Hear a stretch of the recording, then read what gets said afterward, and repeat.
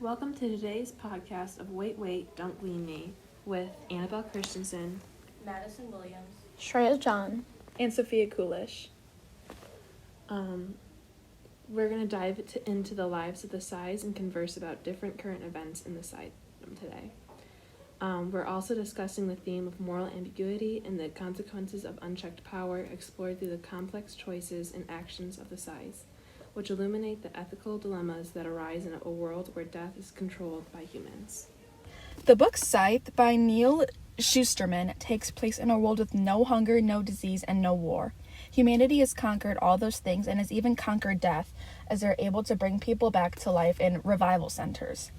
Now, scythes are the only one who can end lives because no one can die naturally anymore. Citra and Rowan are two teenagers picked to be apprentices of Scythe Faraday and must master the art of killing.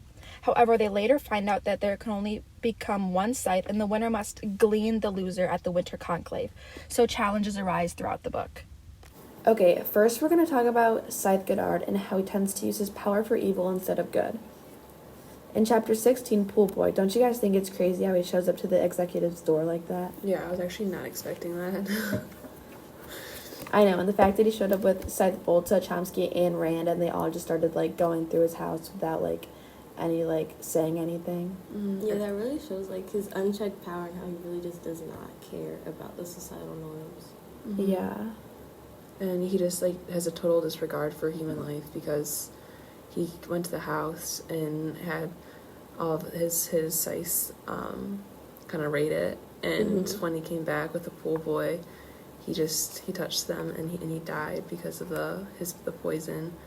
And it just shows how he just he just doesn't care about traditional gleaning methods and how he's really out of control without anybody to without any consequences or anyone to discipline him.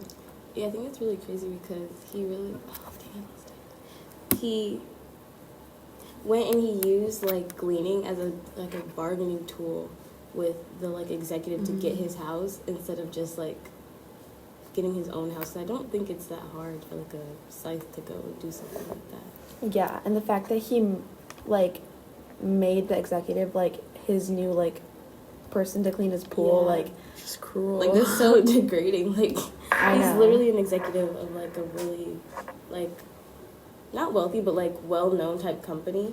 It's really really a backbone for the whole society because it not revives, but they what's it called, turning a corner with their age. Everyone turns corners. So I don't know, I think it's just kind of crazy because he had the CEO or the executive has so much power, and Goddard, I feel like Goddard just did it to show how he had so much more power than him. You know what I'm saying? He definitely just wanted all the power. Yeah.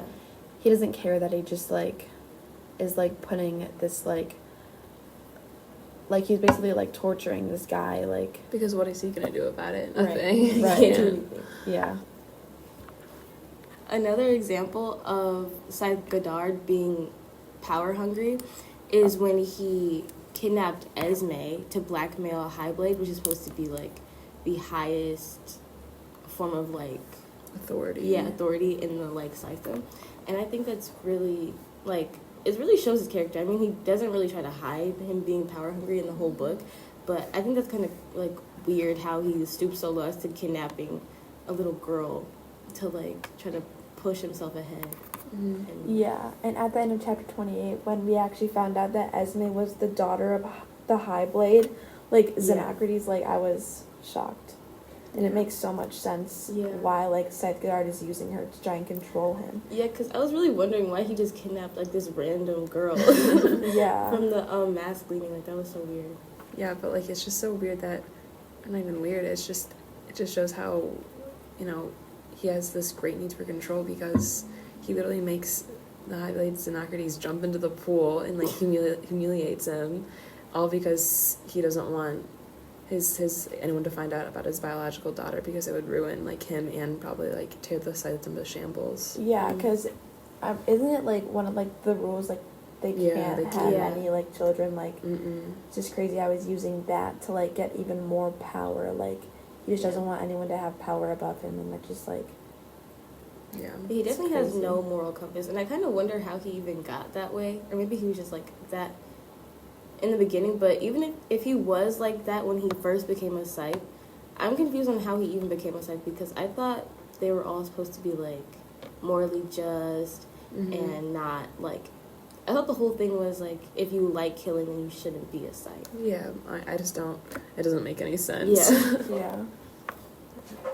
I also found it interesting that we got kind of a perspective of his thought process and like his mind from his gleaning journal, that where he says that he like the scythes are above the law because they deserve to be, and that they should enjoy taking the life of others, which just kind of just demonstrates his like disregard for human life, and how really he shouldn't be a scythe because of his his ethics and his morals, because they're just so completely wrong. And yeah. In the Scythe journal, before chapter 23, I think it is really interesting how Scythe Goddard comments on that he does not miss his relationship with the Thunderhead, which is above him, and he says like he enjoys life without having a higher power above him because he is the highest power he knows. And I think it's a great example of to prove how Scythe Goddard is very power hungry and will honestly do whatever it takes to achieve the amount of power that he desires. In contrast to Scythe Goddard, Scythe Curie is way less violent. She likes to recreate the deaths that happened in the mortal eras, or when people weren't able to live forever. So she likes to glean people instantaneously, and after that, she'll invite their family over, and they'll talk about their past family member.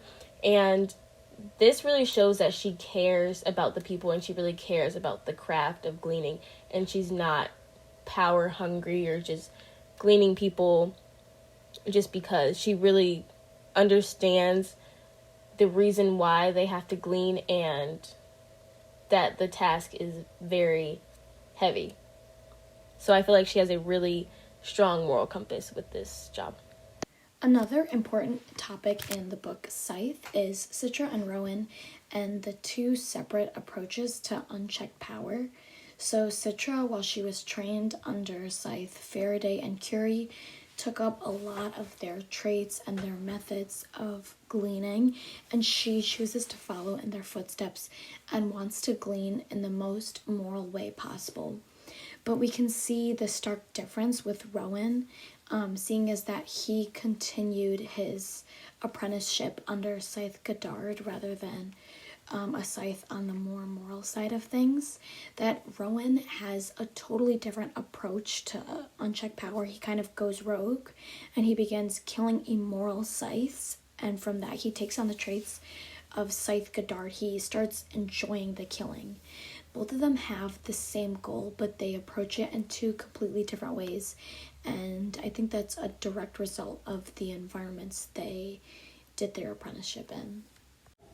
In the book Scythe, we made two important thematic connections that we're going to talk about. The first one is a religious connection, specifically with Catholicism.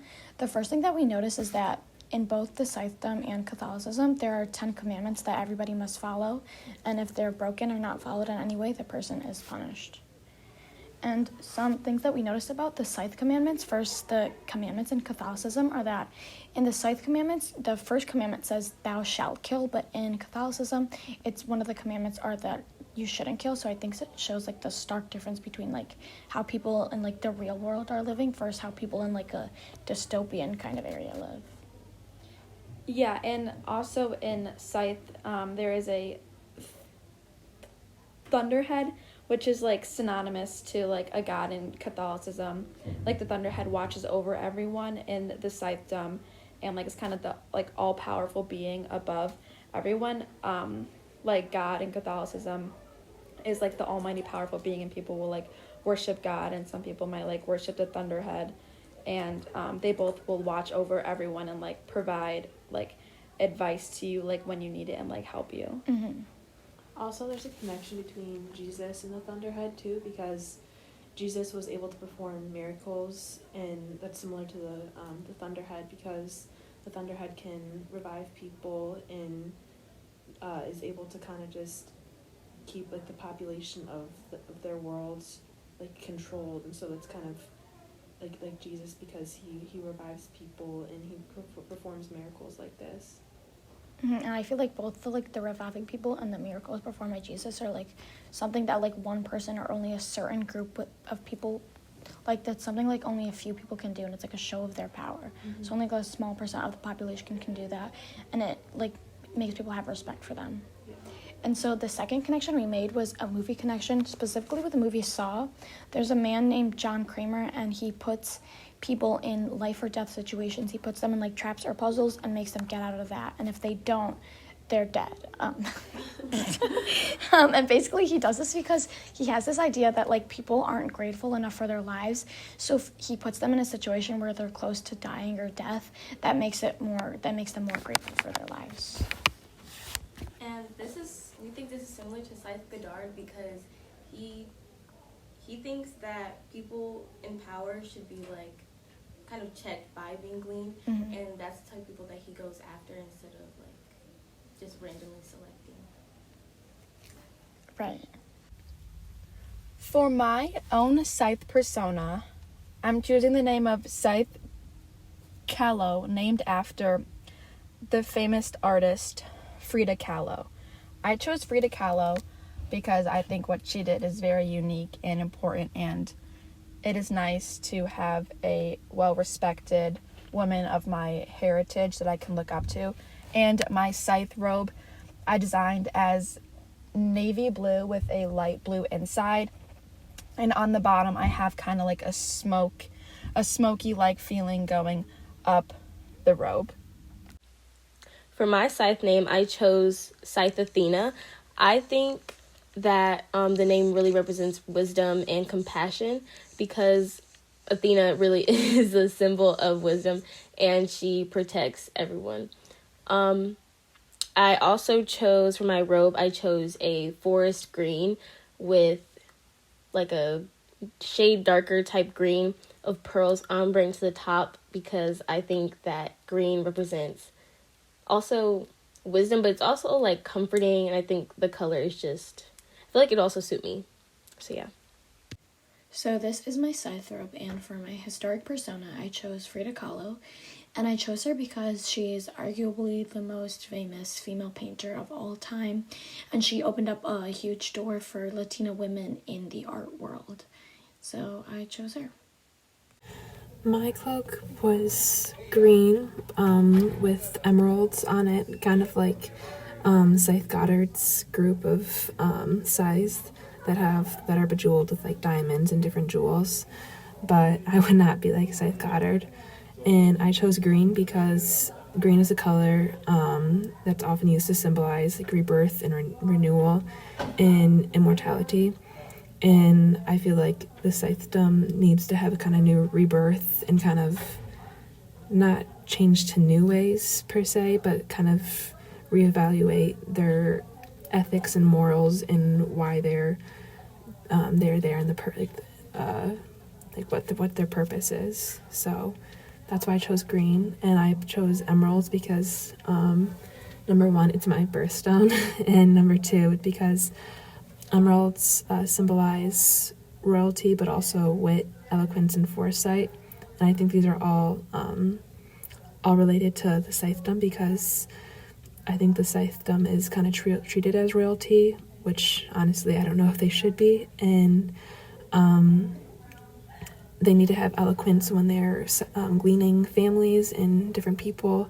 And they also need to have foresight to kind of foresee the future and foresee the consequences of their actions. Also, the scythe that I chose for my scythe name was Mary Wollstonecraft, because she was a British writer, philosopher, and advocate of women's rights. And I feel like she was a very influential person in the late 20th century. And she used her voice for good, which I think is an important thing that that needs to happen in the scythedom. Our final thoughts are beware of who has power and longs for control in their everyday life. Power can change people for the worst. I think people should also remember that authoritative figures should be checked. Yeah, I agree. And then humans just naturally, they always want more power than they have, and we really need to like look out for that. And thank you for listening to our special podcast, Wait, Don't Glean Me. See you next time with Annabelle Christensen Madison Williams. Shreya John. and Sophia Coolish.